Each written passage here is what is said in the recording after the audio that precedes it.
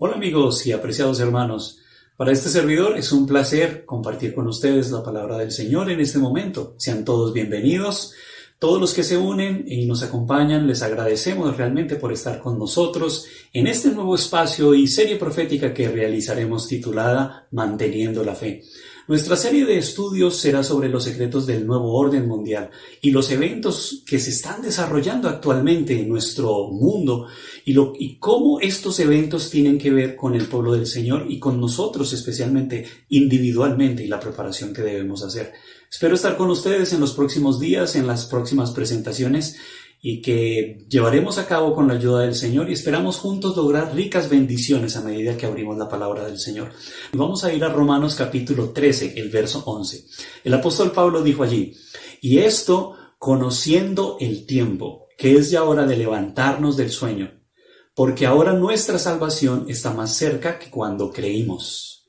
Aquí en este texto el apóstol Pablo nos recuerda que nuestra salvación está más cerca. Y este es un texto que, si nosotros lo analizamos, nos muestra que en medio de esta crisis en la que estamos viviendo, podemos realmente comprender ahora que nuestra salvación está más cerca. Ahora está más cerca la venida del Señor.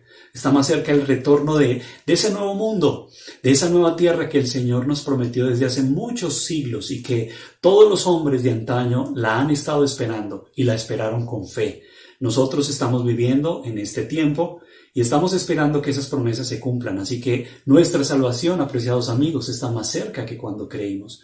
En el verso 12 de este capítulo, del capítulo 13 que estamos analizando, se nos dice que la noche está avanzada y que se acerca el día. Por lo tanto, nosotros necesitamos ahora prepararnos, porque nuestra salvación está cerca y la noche está avanzando. Hace muchos años, en 1991, ocurrió una de las tormentas más aterradoras que nadie pudiera imaginar, porque fue la más fuerte que cualquiera se haya registrado en la historia moderna. El 27 de octubre de 1991, el huracán Grace se formó cerca de las Bermudas y se dirigió hacia la costa del sudeste de los Estados Unidos. Días después, el huracán Grace continuó avanzando hacia el norte, donde se encontró con un sistema masivo de baja presión que se movía hacia el sur desde Canadá.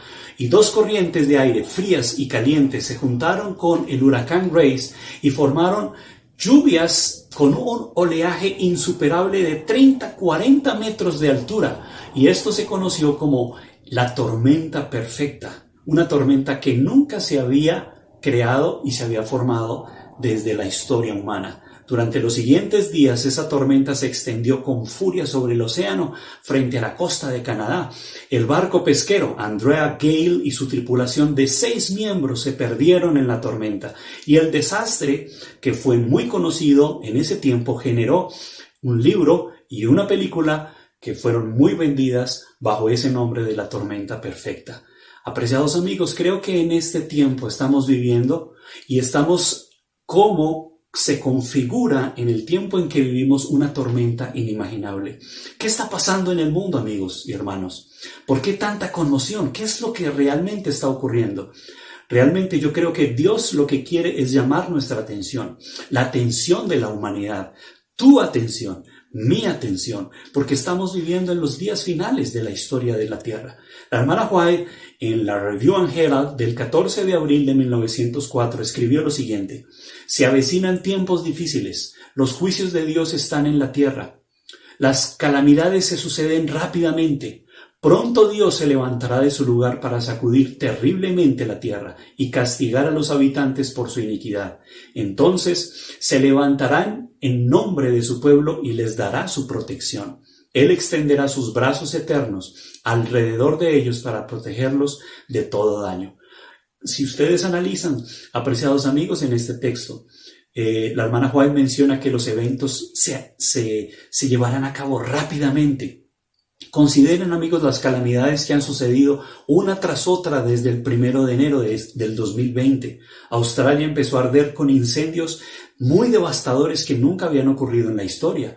Las langostas destruyeron enormes cosechas en África al mismo tiempo que sucedía los incendios en Australia. Y ahora la plaga del coronavirus que se ha extendido por todo el mundo. Estas calamidades, amigos, ocurrieron todas en rápida sucesión, una tras otra, y esperamos que vengan otras más, cada una superpuesta una a la otra.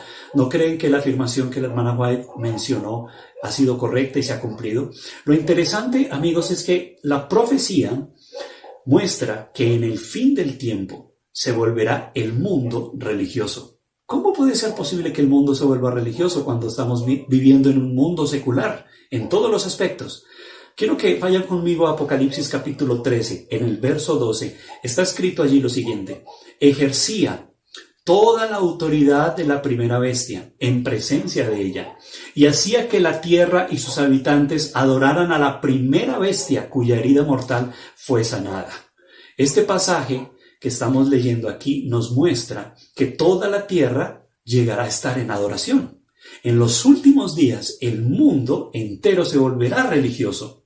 ¿Y cómo es posible que se vuelva religioso, siendo que el mundo no busca las cosas de Dios? Para que el mundo se vuelva religioso, preciados amigos y hermanos, tiene que venir una gran crisis y tiene que ser enorme. Hay un sociólogo llamado Michael Barkun. Presentó algunas ideas en algunos de sus libros sobre el patrón de pensamiento moderno del mundo. Y el paradigma moderno en el que nosotros estamos moviéndonos es totalmente secular. La diversión, el pecado, todo lo que se refiere a lo secular, menos lo espiritual. Y este sociólogo, aunque no es cristiano, hace un estudio de cómo el patrón de pensamiento que se ha llevado a través de muchos años puede de un momento a otro cambiarse y modelarse por medio de crisis. Déjenme leerles algunas ciertas declaraciones que él menciona en su libro Desastres y el Milenio. Él dice así: los desastres crean condiciones particularmente propicias para la alteración rápida de los sistemas de creencia. Por lo tanto, podemos decir, los desastres crean condiciones particularmente propicias para que ocurran cambios rápidos de paradigmas. Y en otra página él dice: los desastres ofrecen circunstancias naturales, inusuales, para la adopción súbita de nuevas creencias. Apreciados amigos, en pocas palabras, lo que este autor quiere decir es que los desastres, las grandes crisis, pueden crear cambios rápidos en el pensamiento de los seres humanos.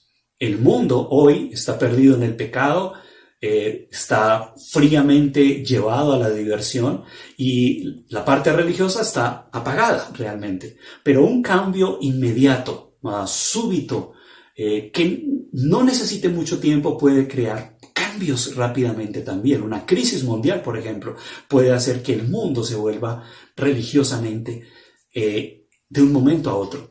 Así que estamos viviendo en este momento en un tiempo de crisis. Y en esta crisis que estamos viendo por esta pandemia y que esperamos que una vez avance con el paso de los meses, el mundo será diferente en todos los sentidos: económicamente, políticamente, religiosamente. Y esto va a llevar también a un cambio en el paradigma y en el pensamiento del ser humano. Y esperamos que la profecía de Apocalipsis 13 se cumpla, que el mundo, por medio de estas crisis, su paradigma pueda cambiarse y convertirse en algo religioso.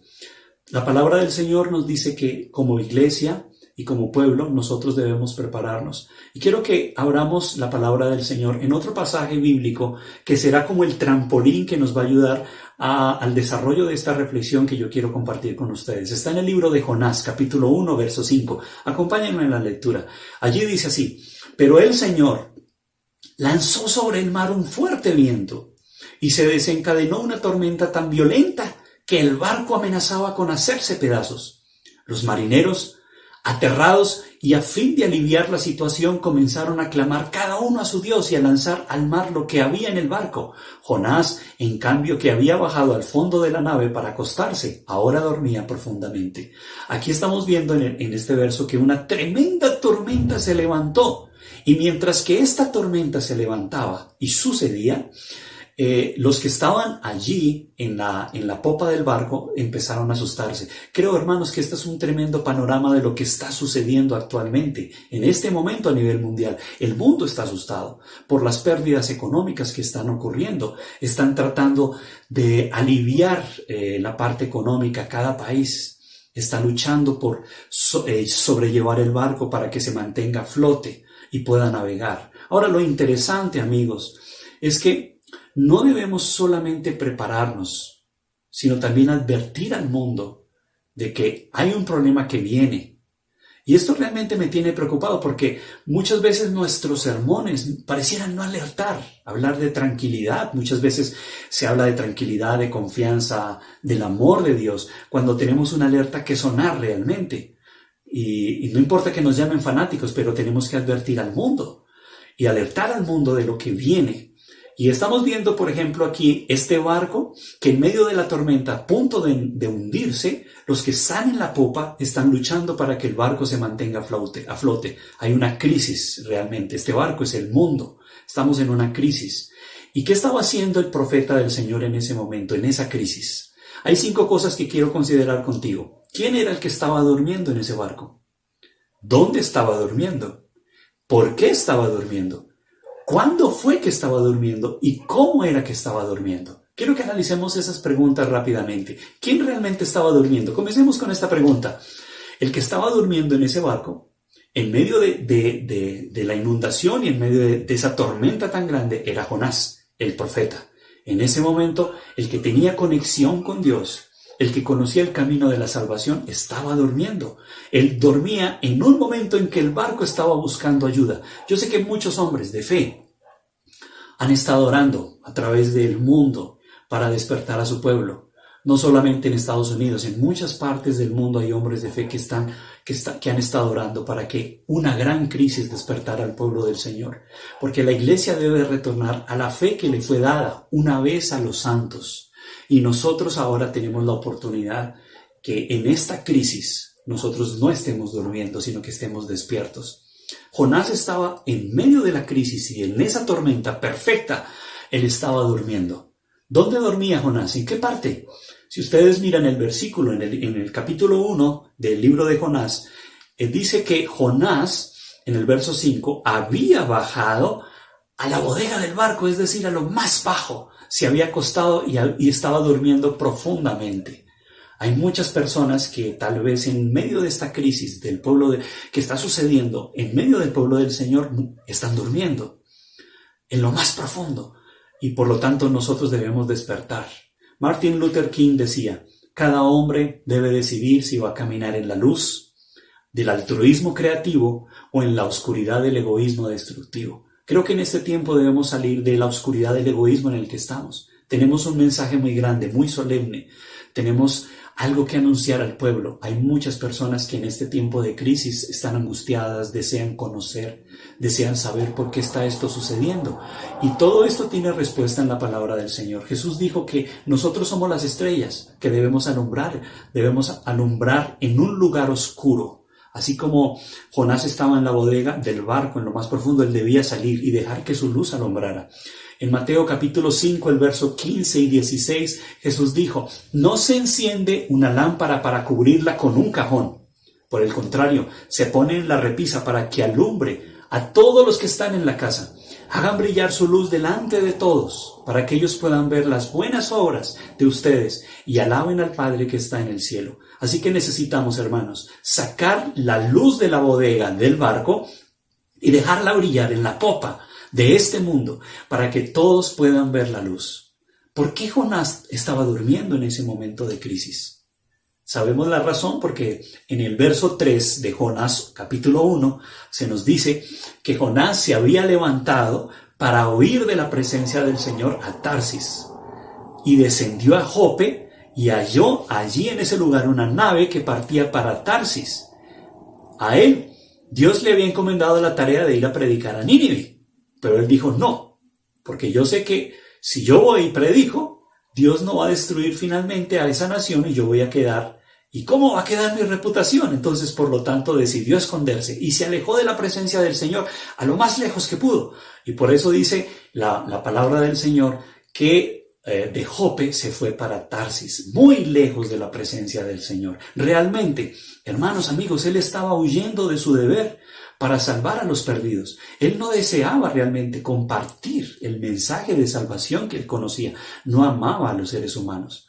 Y cuando estaba durmiendo, ya lo hemos dicho, realmente él estaba durmiendo en un momento cuando el barco estaba en una crisis enorme. En el verso 4 de Jonás, capítulo 1, se nos dice así: pero Jehová hizo levantar un gran viento en el mar, y hubo en el mar una gran tempestad, tan grande que se pensó que partiría la nave.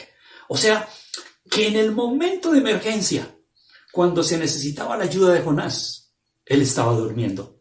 El mundo en ese momento, o los que estaban en el barco, estaban listos a escuchar. Hermanos, no podemos dormir en este tiempo de crisis en que el mundo está por hundirse en el fracaso y en la perdición, porque Satanás desea que miles de seres humanos se pierdan, se mueran, sin conocer el amor de Dios, el mensaje del plan de salvación. En este momento es que debemos estar preparándonos en medio de esta configuración de la tormenta perfecta. Nosotros debemos estar apoyando y ayudando a la obra del Señor. ¿Y cómo era que estaba durmiendo Jonás? Pues la Biblia nos dice en el verso 6 que estaba durmiendo profundamente. En el verso 5 del libro de Jonás se nos dice que estaba durmiendo profundamente. Pero luego llega un señor, baja de la popa y va hasta la bodega y despierta a Jonás y le dice en el verso 6, noten cómo dice la palabra del Señor: y el patrón de la nave se le acercó y le dijo: ¿qué tienes, dormilón? Levántate, clama a tu Dios, quizá Él tendrá compasión de nosotros y no pereceremos. Creo que este es un llamado para nosotros. Porque muchas personas estarán diciéndonos también a nuestro alrededor: levántate, tú tienes un mensaje, dinos qué es lo que está ocurriendo, qué es lo que pasa, muéstranos. En el fin del tiempo, muchos de los que están lejos del Señor, cuando se vean perdidos, se abalanzarán contra nosotros y nos dirán que por qué no hablamos el mensaje. Es como este señor que viene y se acerca a Jonás y le dice: levántate, dormilón, ¿por qué estás allí? En la parábola de las 10 vírgenes, que Jesús mencionó en el libro de Mateo capítulo 25, se nos habla que 10 vírgenes estaban esperando que llegara el esposo para comenzar la fiesta y para ir a las bodas que se estaban llevando a cabo. Pero el esposo se tardó y las 10 vírgenes que estaban esperando se durmieron. La diferencia es que 5 de esas vírgenes, aunque estaban durmiendo, se habían preparado y tenían en sus lámparas, que representa la palabra de Dios, tenían aceite, que es el símbolo del Espíritu Santo.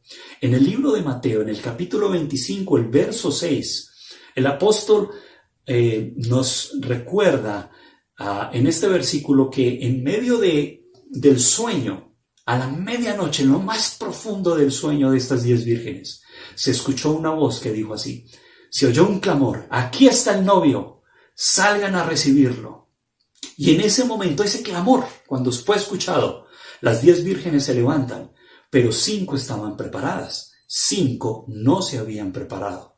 Así que, hermanos, si quiero que anoten y analicen que el clamor del esposo, o esa voz que se escuchó, fue a medianoche, es decir, en la hora más oscura.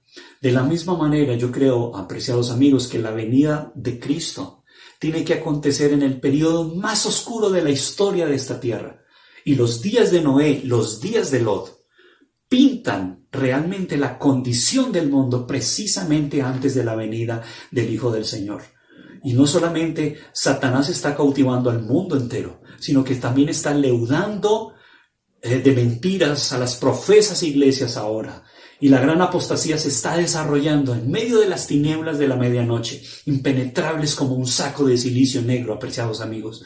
Para el pueblo de Dios, esta medianoche y esta crisis que está empezando ahora será una noche de prueba, una noche de lloro, una noche de persecución por causa de la verdad. Pero en medio de esta oscuridad en la que vamos a empezar a pasar como pueblo del Señor, Dios promete que su luz ha de brillar sobre los fieles. Y en esta parábola de Mateo 25 vemos que hay vírgenes que en medio del sueño, aunque estaban dormidas, estaban preparadas porque tenían el Espíritu Santo en sus vasijas, en su corazón. Y por eso ellas recibieron al Señor cuando escucharon la voz. Y ellas entraron a las bodas. Y mientras las otras 5 fueron a comprar aceite y los colocaron el aceite en sus lámparas y fueron a entrar, la puerta ya se había cerrado. Y la palabra del Señor nos dice que ellas golpearon y golpearon. Señor, ábrenos. Pero cuando Él abre la puerta, se queda mirando a estas vírgenes insensatas. Y las palabras que Jesús menciona es: de cierto les digo que no las conozco. Hermanos y amigos, estas palabras son las más tristes de todas que jamás se hayan escuchado por oídos mortales. Estas palabras: no os conozco. Es muy triste saber que, por ejemplo, esposos, después de haber convivido por años con sus esposas, de un momento a otro digan: no te conozco, no quiero vivir más contigo, o viceversa. Es algo triste. Y son palabras muy tristes realmente, porque el Señor dice que van a ser dichas de aquellos que no se prepararon. ¿Por qué razón? Porque muchos de estos que estuvieron en la iglesia estaban dormidos, y en el momento del profundo sueño se volvieron más vulnerables y desaprovecharon la oportunidad de ser salvos y se perdieron. Y cuando ellos reclamen al Señor, el Señor les va a decir: yo no los conozco. ¿Por qué? Porque ellos no tuvieron tiempo para el Señor. No podemos estar listos para el Señor despertándonos cuando se oiga el clamor: y aquí viene el esposo, y entonces recoger las lámparas y salir a recibirlo. No podemos mantener a Cristo lejos de nuestra vida, y en el momento de la crisis, cuando ya la puerta de la gracia esté para cerrarse, ahora sí despertarnos e ir y hacernos idóneos para el compañerismo con el Señor. No, Señor. La hermana White dice en Palabras de Vida, la página 338, que estas vírgenes insensatas o fatuas se contentaron con una obra superficial. No conocían a Dios, no habían estudiado su carácter, no mantuvieron comunión con Él, por lo tanto no saben cómo confiar en Él, cómo mirarlo y cómo vivir, y su servicio finalmente degenera en un formalismo. Y cuando se despiertan, disciernen su destitución y tratan de que otros suplan su necesidad. Pero en las cosas espirituales ningún hombre puede suplir la deficiencia por otro, porque el carácter, amigos, es intransferible. Ningún hombre puede creer por otro. Ninguna persona puede recibir el Espíritu por otro. Necesitamos recibir el Espíritu Santo individualmente, cada uno, porque el Espíritu Santo tiene que hacer una obra individual. Y en este tiempo de crisis perfecta, donde varios sistemas están uniéndose, 3 espíritus, como dice Apocalipsis 16, a manera de ranas, que son 3 espíritus inmundos: el dragón, la bestia, el falso profeta, están llevando a cabo sus planes y están uniéndose. Los desastres por doquiera, desastres naturales, nos anuncian que hay una tormenta perfecta que se está formando, y necesitamos ahora estar más despiertos que nunca. En el libro de Ezequiel, capítulo 22, verso 30, Ezequiel mencionó que el Señor está buscando personas para poder trabajar con ellas en este tiempo de crisis. Ezequiel dice: yo he buscado entre ellos a alguien que se interponga entre mi pueblo y yo, y saque la cara para que yo no lo destruya, pero no lo he hallado. ¿Por qué el Señor no ha hallado personas fieles? Las está buscando, y esperamos, y Dios desea, también espera, que seas tú esa persona elegida para que puedas ayudar en esta crisis, para anunciar, advertir al mundo de lo que viene. En el libro de Jeremías se nos habla que Jeremías, cuando el Señor le dio el mensaje de que fuera a predicar a ese pueblo de Israel que era rebelde, él lo hizo, pero el pueblo no lo escuchó, y entonces Jeremías dijo: no más, no quiero seguir predicando el mensaje. Pero sin embargo, Jeremías dice que él sintió en lo más profundo un ardor que no lo dejaba estarse callado. En el capítulo 20, verso 9, Jeremías dice: no me acordaré más de él. Él dijo: no me acordaré más del Señor, no hablaré más en su nombre. Sin embargo, él menciona allí que había en su corazón como un fuego ardiente metido en sus huesos. Trató de sufrirlo, pero finalmente no pudo, y quiso resistirlo, pero finalmente no lo logró. Y en el verso 7 menciona así: me sedujiste, oh Jehová, y fui seducido. Más fuerte fuiste que yo, y me venciste. Cada día he sido escarnecido, cada cual se burla de mí. Finalmente el Señor pudo vencer en el corazón de Jeremías. Y Jeremías, con intrepidez y valentía, se despertó y anunció el mensaje del Señor, aunque sufrió mucho. Yo creo que en este tiempo, amigos, Dios está buscando personas fieles, personas en las cuales el Espíritu Santo arda en ellos, y ellos, aunque traten de sufrirlo, no se queden callados, salgan, anuncien, compartan el Evangelio, anuncien lo que han creído. Y yo creo que estamos viviendo en este tiempo de crisis, en el que es la hora de que nos levantemos del sueño, porque nuestra salvación está más cerca que cuando creímos. El apóstol Pablo, amigos, en 1 de Timoteo, versos 6 y 7, Pablo le aconsejó a este joven Timoteo y le dijo: aviva el fuego que hay en ti, no lo apagues. Y yo creo que en este tiempo Dios quiere avivar el fuego que hay en nuestro corazón. Tal vez hemos dejado de que se apague. ¿Cómo sabemos que ese fuego se ha apagado? El apetito espiritual tal vez lo hemos perdido. Ya no leemos ni estudiamos la Biblia como antes. Ya no participamos del trabajo evangelístico. Las predicaciones a veces ya no nos dicen nada. Nos convertimos en críticos. Nos quejamos por todo, aún en el seno de la familia. Las cosas no andan bien, no tenemos paciencia con los demás, estamos desmotivados. Esas son señales de que realmente ese fuego se está apagando en nuestro interior. Pero nuestra iglesia, tu iglesia, la iglesia te necesita, Dios te necesita. Dios nos necesita. Dios necesita tus dones, necesita tu trabajo, necesita tu ánimo, necesita tu energía, tu cooperación, necesita tu compañerismo. Necesita el Señor y los que te rodean tu ejemplo. Hay vecinos que quieren admirar nuestra fe, desean admirar nuestra fe. Hay personas que solo conocerán a Cristo por medio de nosotros. ¿Recuerdan ustedes la experiencia cuando Jesús sanó a un ciego? Que al principio, después de que le puso barro en los ojos y le dijo que se fuera a lavar, él dijo que veía a los hombres como árboles.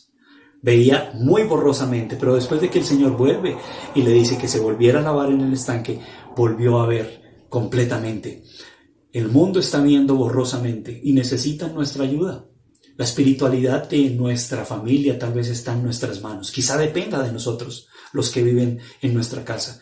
Necesitamos, hermanos y amigos, en este tiempo, dejar que el Espíritu Santo haga su obra en nuestro corazón. La palabra del Señor promete que cuando nosotros abrimos nuestro corazón al Señor, el Espíritu Santo va a transformar nuestra vida, quitará ese corazón de carne, ese corazón de piedra, y nos dará un corazón de carne y nos va a despertar para hacer una obra que hasta ahora no hemos hecho.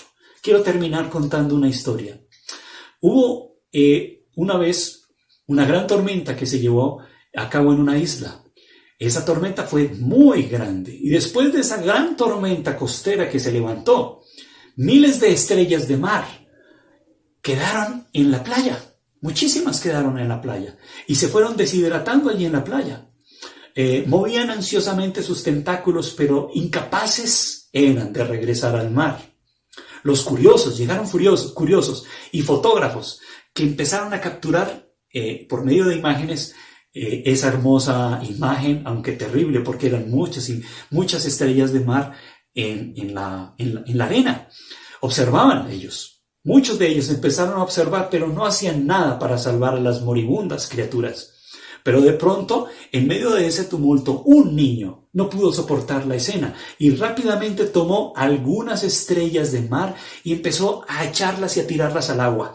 Y un hombre, en medio de la multitud, cuando vio al niño haciendo eso, le pregunta: ¿y para qué estás? ¿Qué es lo que estás haciendo? ¿Para qué haces eso?